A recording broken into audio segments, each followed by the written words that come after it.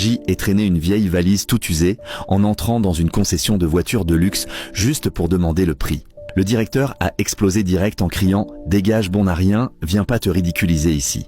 Je haine et rien répondu parce que nos trash de marque, nos montrent nos gardes du corps. Personne savait que ma valise pourrie contenait 8 888 000 $.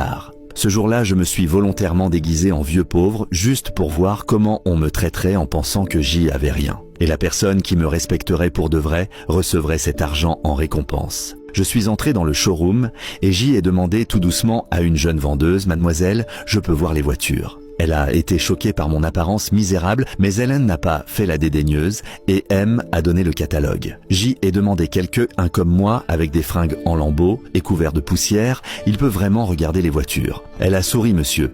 Tant que vous voulez, on fera tout pour vous servir. J'y ai demandé combien coûte la voiture la moins chère. Elle a répondu tout doucement 1 million de $. J'y ai sorti 5 $, tout froissé. J'y ai que ça, je peux quand même en savoir un peu. Elle m'a rassuré, c'est pas grave. Même si vous n'en achetez pas, vous pouvez regarder. J'y ai continué. J'y ai jamais de ma vie été assis dans une voiture aussi bonne. Je peux asseoir une minute. Je veux juste réaliser mon rêve d'une voiture de luxe. Elle a été touchée, mais elle m'a dit « Désolé monsieur, le magasin a une règle, il faut un acompte de 2 000 $. J'y ai souri avec amertume et je me suis tourné vers la sortie C. Et pas grave, que Dieu vous bénisse. Dès un coup, elle a rappelé monsieur. Si ça peut vous aider à réaliser votre rêve, je suis prête à payer à compte pour vous. Joël est regardé surpris dans ses yeux.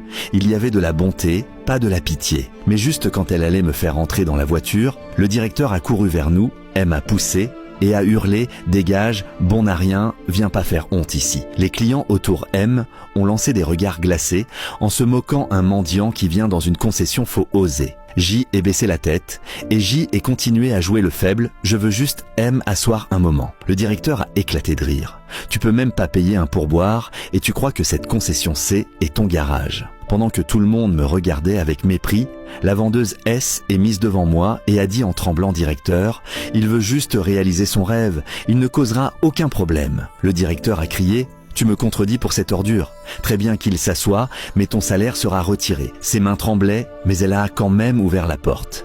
Et M a souri monsieur, allez, y asseyez-vous, les rêves méritent du respect. Quand la porte S est fermée, mon visage est devenu froid à l'intérieur de la voiture. J ai pris mon téléphone et J ai dit tout doucement, dans 10 minutes, je veux que tous les hauts dirigeants du groupe viennent dans cette boutique. Si vous voulez savoir ce qui s'est passé, après, laissez un commentaire pour la partie 2 et je vous raconterai la suite.